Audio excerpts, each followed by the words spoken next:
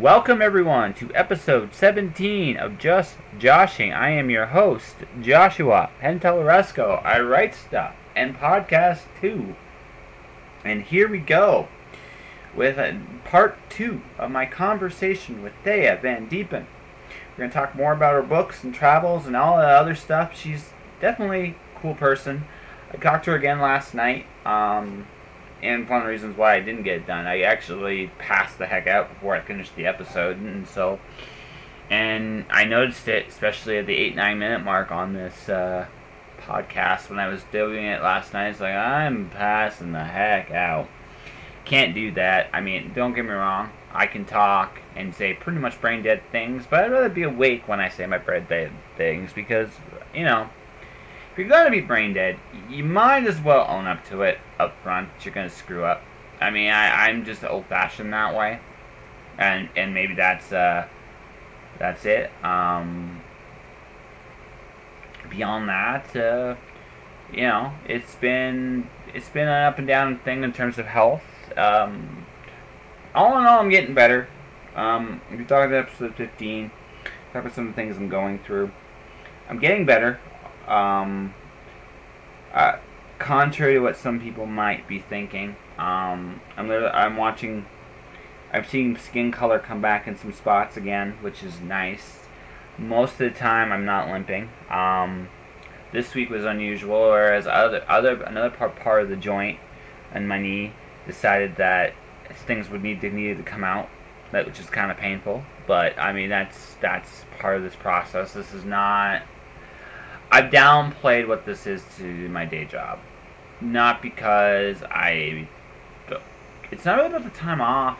It's just simply the fact that I can still do the job.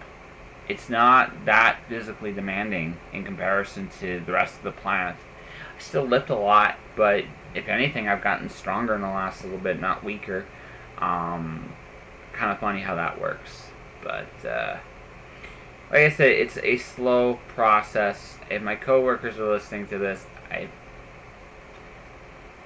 I'm doing what I feel is right, and watching the things I've seen come out of me, I think I'm on the right track. It's a process, and like I said, how long?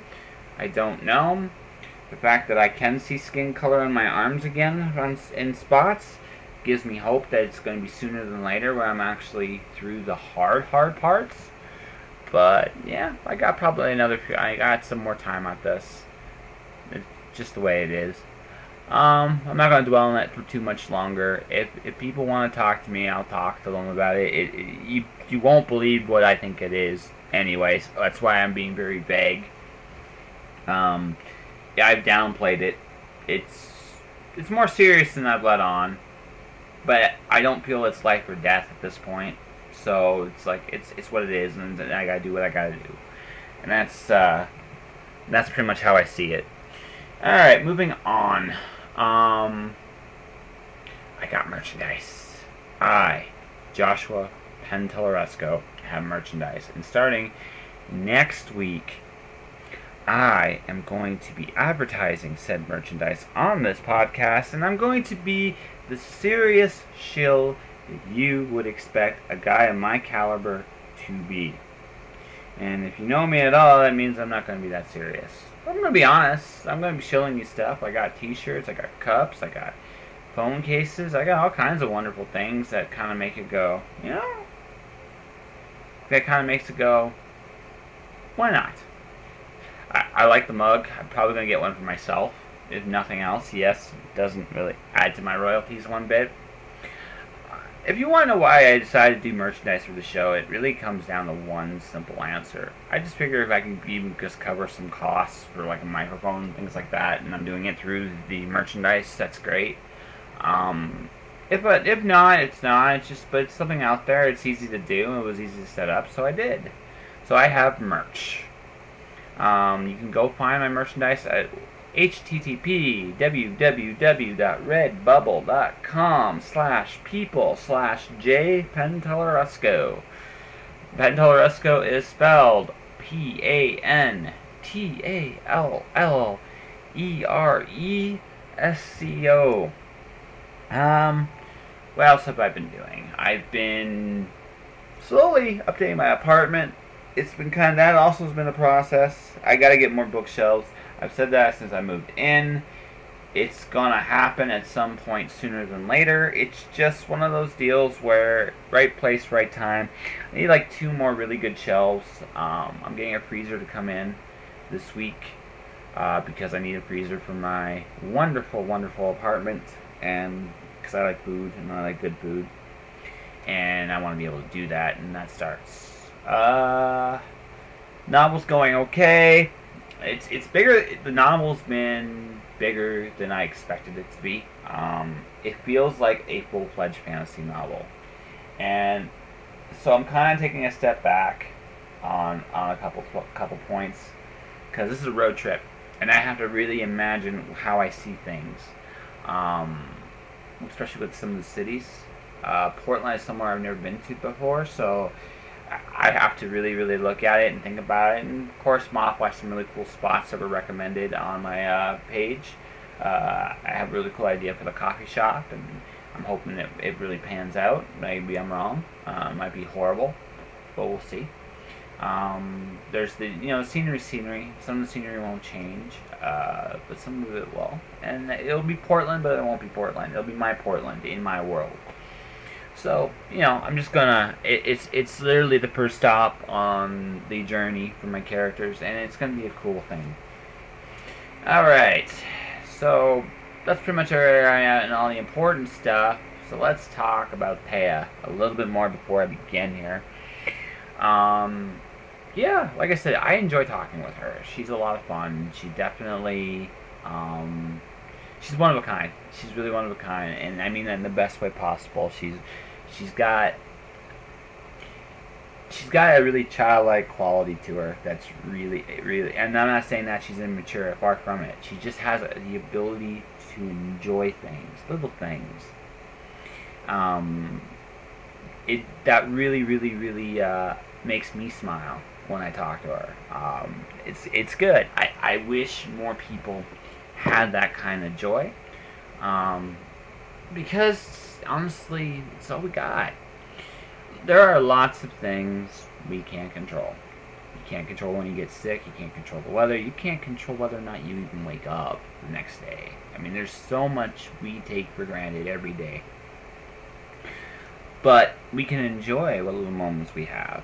We can do and be and always have hope and find wonder in this world of ours. And she does that. And I really, really, really, really enjoy it. When we were doing the Skype chat, she actually ran videos of some of her superpowers. And that's the other thing I want to mention here, right now. For all her charming ways, Thea is, without a doubt, a super-powered wizard with using the power of her mouth to hypnotize you. She does interesting little tricks that, at some point, if you do talk to her, you should have her do 1 or 2 of them. Really neat, just interesting stuff. She says it's useless. You know what? It brought a smile on my face. I won't say it's the most useless thing I've ever seen. But yeah, like I said, she's got superpowers, and they might be the lamest superpowers ever. I don't know. I think I should introduce her to some of the lame comic book villains I've seen in my time. But I will say that, like I said, she's a blast, and she's a hoot, and I enjoyed the conversation, and I hope at some point we do it again. Alright, I feel that I've prattled on long enough. You should also check out with her Hidden in Sealskin. The Illuminated Heart's still my favorite book of her stuff, of the things I've read of hers. But Hidden in Sealskin has the potential to be something greater. I'm kind of curious where she takes the rest of what she's working on and to what level. It makes me wonder, and in the best possible ways. So, without further ado, Thea van Diepen, Part 2. Beyond that, though, let's see here. We've talked about your travels, your comic. So book 2, is it going to be coming out this year? That's the plan. I have the first draft written. I've even gotten some feedback on that, which was really cool. And it's somebody who hasn't read any of my books before yet. So reading through all of her comments was awesome because there were times when she was just like laughing at moments, and I'm like, yes. And another point where she was just like, what? And I'm like, yes. So that was very entertaining. So you led her down the rabbit hole. Yes. I don't know. The reason why, she starts with the second book of the series too, which was fun, and I wanted that because I put some bits in there so that people who hadn't started with the first book could still read the second book and not be totally lost. But yeah, I went through a period of time where I read the second books of series first by accident. Almost every single series I discovered, I read the second book and then realized partway through that it was the second book, and I was like, why? Why is this a thing? Why does this keep happening? Until finally I got my brain head on straight and now read series in the proper order, and I'm kind of anal about it, but yeah, so that's why I did that. I'm really anal about reading series in the proper order too, generally speaking. Sometimes sometimes, like for me, Raymond Feist's Magician series, I read the second one first. Then I read the Magician series. And like after that, I'm like, I think speaking of books that never ended, and I'm not here criticizing Feist. It's how he made his living, and some of his books are quite good. But yeah, I just after reading those two, I'm like, I don't really feel like reading another series in that world. I want to do something else. If I'm going to do a world like that, I'm going to do it like how Mercedes Lackey does it. She focuses on a set group of characters for a maximum of 3 books. It's on. It's like, see, well, and then here I am writing a 10-book series. Like, yeah, it's my first series. Why? Okay, I don't understand why I'm doing a 10-book series as my first series. Because you're insane. I think so. I was thinking about, because I was planning it out, and being like, okay, so what's the backstory, kind of what things are going to be involved in this, and approximately what it's going to be at the end, or how at least it's going to feel. And I was like, okay, so how many books is this series going to be? And then immediately 10, and I'm like, oh no. It's like I've become what I feared the most. This is why. By the way, I think of you plotting evilly based on the picture I see here. I'm looking at your picture. Oh. I'm watching your picture. It looks like you plotted something and you've gotten away with something, or it looks like you're looking at a crystal ball. I'm not sure which. I'm not really sure. I'm looking at this. It's like there's something really ominous about this, and I'm like, just like I'm like, maybe this is it. This is the universe getting back at you. It's like, ha! I need to change my Skype photo, apparently. Yeah. I used to use that one, but I just don't anymore. And I forgot, how when you change your profile picture somewhere and then you think you've changed it everywhere else, and then you find out all the places that you haven't, several years later? Yeah, I should change my Skype picture. I probably won't, but I should, but yeah. Yeah. That picture, by the way, that was taken after murder mystery thing. Oh, okay. Yeah, and so you go in and you have your character, and the setup was we were all students and teachers at a private school, and someone was murdered, and people had to figure it out. And it was funny because my character actually had nothing to do with the murder or anything and didn't really care. All my character cared about was getting a scholarship. So in the process of me trying to get this scholarship, I ended up translating and passing on a message from communist spies to one of my teachers. Almost got shot by a poison dart, and very, very nearly lost my scholarship due to the fact that I had been spending a lot of time with my boyfriend, apparently. Oh, so yeah. You were a spy. Unwitting spy. Yeah, unwitting, yeah. Unwitting spy. So loved that someone tried to kill you with a dart, and apparently Gallivant, that's an interesting social life. Like I have to say, there's a little bit of jealousy, a little bit, not much. Yeah, I've only done two murder mysteries. That was the second one that I did. It was with a young adults group at a church in town, and a friend of mine was going, and she's like, "We're doing a murder mystery. You should come." The first one was a circus, and I was supposed to be like the flame eater person, but I was trying to start a second circus, so I was trying to like get everybody onto my side to like join my thing, so that I don't remember why I was motivated to do that, but I did it, and yeah, it was that one was a little bit less crazy because there was so much that happened in the private school when like lots of people got shot by poison darts. I don't remember who all was shooting poison darts, but a lot of people got shot by them. Oh, okay, so Yeah.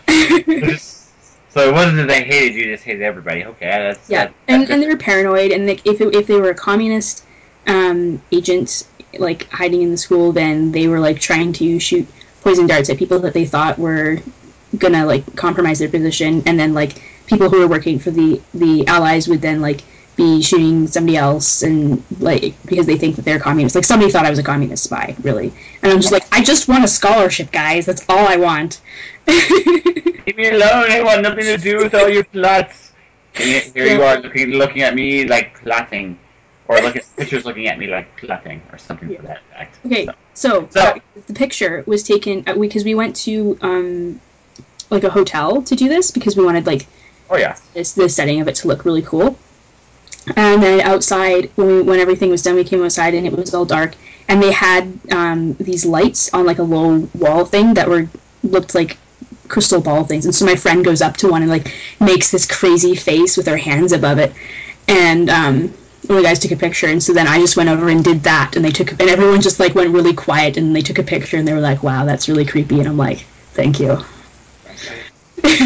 I was informed that I should play one of the witches in Macbeth at some point, and I was just like, "One of the witches? I want to play Hecate. What are you talking about?"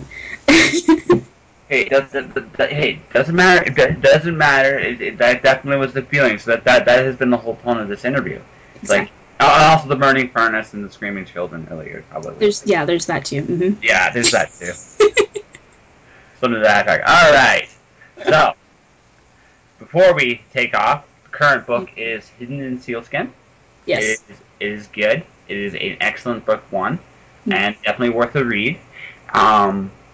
She also has this book called The Illuminated Heart, and maybe at some point down the road, Kara the Brave will be a graphic novel. I would love to see that. I don't know. That would be cool. That much, but I would like to see that at some point. It's okay. I last thing before I disappear, I stopped working on my online comic because the goal was to do a physical copy, but with the exchange rate being what it is, I don't know a good printer in Canada. I actually been looking for one, and I can't find one. It's like I can't find one. So I don't know, just with the exchange rate being what it is. Hey guys, you want to buy my graphic novel? It's $30, but it's just 4 issues. I know. And in the United States, it's $18. But our money's monopoly right now, so $30. Right. Oh gosh, yeah. Every time I look at the exchange rate, I just like my heart sinks. Well, it's not the first time it's happened. I was around in the good old year 1994. The money was about the same. We might go a little lower this time, but the money was about the same. So within my lifetime, this has happened. Okay, we're good. We're good. As long as there's been one other time within my lifetime, I'm okay with this. Well, it might happen. It might happen again. Like here's the thing. There are. If you're paying attention, if you're aware of what's going on around you, you'll realize that a lot of things that have gone on a lot of things that have happened before are happening again now.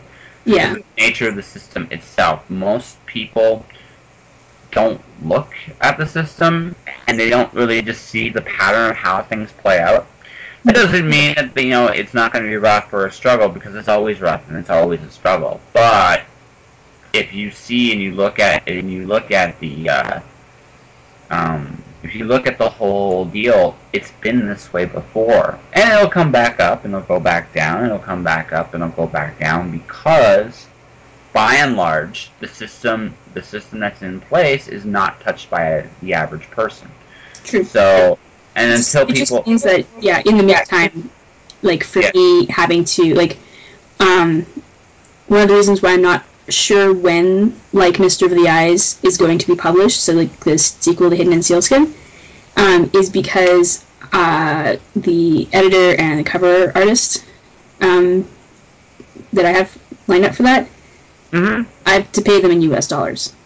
Yeah, yeah. So I have to make sure that I have enough money to pay. No, it's fair. Yeah, Are you doing a map this time? Literally the only limitation I have right now on that book is money. No, it's legit. It's a legit thing. Yeah. So you doing a map this time? Sorry? Are you doing a map this time? You need to do a map this time. A map? Oh, yes. Yes. I was so sad I ran out of time for maps for Hidden in Sealskin. I did sketches. They were wonderful. Yeah. I might include them in something at some point because they're just hilarious. I think what you should do, this is a thought, an idea, or something. What you should be doing is when you're doing the countdown to the release of this book on your website, you release the maps one at a time. Oh, I could do that. Yeah, see, you release them one at a time. You talk about your process, right? So you got content for your site too. See, this way, you build people up for the next book, and you remind people about the first book. Yeah, well, and kind of it's reminding them of the characters too, because I did 2 maps, right? One for each of the major characters, and you can tell from the maps and how they draw them and how accurate they are and how accurate they're not a lot about the differences between the 2 characters. Right? Absolutely, and you can do a whole expose, see, about all that and how you look and see and also the unicorn should do a map. That doesn't really make sense at this point. No, I know it doesn't. Again, I'm silly. I mean, it just doesn't work. The unicorn. No. It really totally doesn't. I'm just being silly. Okay. So okay. Don't worry. I realized I was like that would be funny, but no, I get it. But no, like I said, there will be maps. Will there be illustrations? Actually, I should ask that question. If the answer is maybe, it's fine. Well, I just don't think illustrations really work so well for this. Because, like, they worked for the Illuminated Heart because it was kind of more of a slower pace, a little bit more of a thoughtful story. And so it made sense to have kind of those pauses of illustrations in the paperback. I just didn't have them for the ebook. Oh, that's fair. Yeah. No, I just thought I'd ask. It goes back to my envy thing. See. Yeah. So. I mean, I do have ideas for just ridiculous drawings that I want to do. Like, for the people on my Patreon, if I make a drawing that kind of helps me with the book that I'm working on, then that goes to the people who are pledging $10 or more get the drawings. And I did one of like a chibi of Adrin being really grumpy. Nice. Because she like doesn't want to wear this like a piece of clothing. She's like, I don't wanna. She's like chibi Adrin, like wearing this robe. You should be doing prints of some of that stuff. Even just a small run. I have a plan. It's going to be a lot more, or a little bit more of a detailed drawing. There's this moment in, like Mister of the Eyes, where Nadin and a fairy are riding a cart, which has a spell on it to make it move forward on its own accord. Okay. And so Nadin is there trying to work the spell that like actually turns it and turns it. As they're like kind of zooming through the town to get to the marketplace, and meanwhile the fairy is turning the items on the cart into what are basically magical hand grenades. Oh, that's cool. Yeah, and I thought this whole situation was so ridiculous that I just want this picture of the two of them on this cart with Nadin on the cart, like pointing dramatically and going, "To the markets!" I'm like, I need this picture in my life. I haven't drawn it yet, but I'm like, I know exactly, like... I need that picture in my life. Right? You can go on my wall of Zen. I have a wall of Zen literally beside me. It has Pong, Randy Macho Man Savage, Invader Zim, and the most coolest King of Hearts you've ever seen. Nice. That's my wall of Zen. Yeah, see, there you go. Something ridiculous to go along. Exactly. No, it'll go right beside the Macho Man. Totally. It's funny because as I was writing that scene, I'm just like, this is ridiculous, and then all of a sudden I just had the picture in my head, and I'm like, this needs to happen. Yeah, I don't know when, but this needs to happen because it was I'll tell you what, this needs to happen before I see you in Edmonton. This is what this needs to happen. So I can give you money and I can take it home. Okay. That's fair. Yeah. That works. Okay. Yeah. So yeah. To wrap this up, Hidden in Sealskin's the first book. Yeah. You have the Illuminated Heart. You have Care of the Brave online. So if people want to get a hold of you and find you, where can they find you? ExpectedAberrations.com. Okay. Yeah. Twitter, Instagram, anything like that? I have Twitter. I don't have Instagram. I don't take enough pictures. Twitter, so Thea van Diepen. Okay. Actually, honestly, if you look up my name, Thea van Diepen, in Google, the entire first page is literally just me. Cool. So you'll be fine. Just look up my name, you'll be good. Just Google her, and that will be the epilogue. And when I do my little wrap up on this, so we've talked for a good time here. Hold on a second here. I'm going to say this. Thank you very much. Oh. One thing to mention. When I'm not sure when you're going to be putting this up, but next week. Next week. Next week. What day of the week? Probably Thursday. Okay. Yeah. So when this podcast goes up, that is going to be the release day for a novelette that I wrote called The Tree Remembers. Ah! Yes, it's currently in pre-order as we're talking right now, but Thursday is the release day. It's, I actually totally had an elevator pitch, and then it just flew out of my brain. Okay. It's good. So I'm an evil. Okay, never mind. I was gonna be evil for a minute. Be the evil executive in the elevator.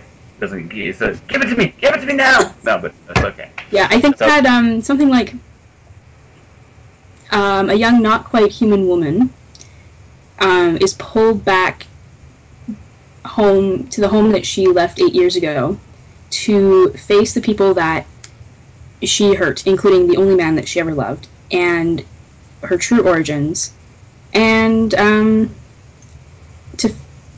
do what she has to do now that everything's changed. Okay. Yeah. Alright. So, hold on. Let's see if I can do a 30-second page. Sure. The young, not quite human woman going back to her home to face her past, her lost loves, and trying to find her way to her future. Does that work? The last bit's not quite on. Not quite on. No, the last part fell off. Yeah. But I'll have to read it, and then what I'll do, I'll have to read it because when I do work with you in Edmonton, I'm gonna have to 30-second pitch your stuff, like I 30-second pitch my stuff, and so this way I can do it in a way that's believable and enthusiastic, because I want to be believable and enthusiastic. Since I haven't read it yet, I can't be as believable and enthusiastic. Yes. So I have to read it first. So it's on Amazon. It's only available as an ebook because it would be a really tiny book. It'll eventually be part of an anthology. Nice. Yeah, I'm still working on the other stories in it, and a few of them will appear by themselves as separate ebooks as we lead into this anthology being a thing. That is cool. And Ted, mm-hmm. No matter what happens this year, good luck. I hope it all works out. I really, really do. Yeah, thank you. All right. 1 second here. And that was Thea van Diepen. I want to thank you very, very much for this. Just for giggles, I decided to actually Google her myself. Personally, my personal favorite thing is The Kitten Psychologist Tries to Be Patient Through Email, the short story. It leads to, you can find it literally at the top there. You click on it, it goes to her website, and it's a short story, right? And it's hilarious. It really, really, really is hilarious. And I'm laughing reading it right now. It's a good sense of humor. If you've Skyped, you'll really appreciate it. It's my personal thing of all the stuff there. She has her Patreon page. I think this should be mentioned as well. Going back here real quick. Go with her Patreon page is patreon.com/Thea van Diepen. TheaVanDipen. She does a lot of cool different things. On her Patreon, she does, and like I said, she's very, very supportive. She has a lot of cool drawings, and she's very talented. Very, very, very talented person, and just, it's always a thrill to hang out with them, even for a short time. Of course, when we do talk, we tend to talk for a really long, long time. We get along really well, so I'm really happy at that. On Twitter, Thea van Diepen. ExpectedAberrations.com is her website. The Tree Remembers is her current book. Her ebook is The Tree Remembers. They're both available at Amazon.com. Take an order, buy a book, leave her a review, tell her she's 9 kinds of awesome. She really is. Still gonna try to crack her at the con though, because she's evil and she has superpowers. And maybe it's not a good idea to mess with someone that's evil and has superpowers. Although I was the one that brought up the furnished and burdened children, so maybe, just maybe, the evil is misdirected. I don't know. I do know this, though. I had a pleasure doing this episode. Before I go, just a reminder for me, since I mentioned at the beginning, check out my merchandise. worldwideweb.redbubble.com/people/J Pentellaresco. J is in the letter J. Give it a shout, give it a look. I will see you next week with a new guest. Colette Turner. She's awesome as well. And we're starting to get to some really cool people coming up in the next few weeks. Not that the other people I haven't seen are really cool, but I should need bigger names, and it's going to be a lot of fun in the next few weeks. Promise there'll be some really cool things, and hopefully I'll keep giving you good news. That's the hope. Beyond that, my name is Joshua Pentellaresco, and I'm telling you all to stay inspired.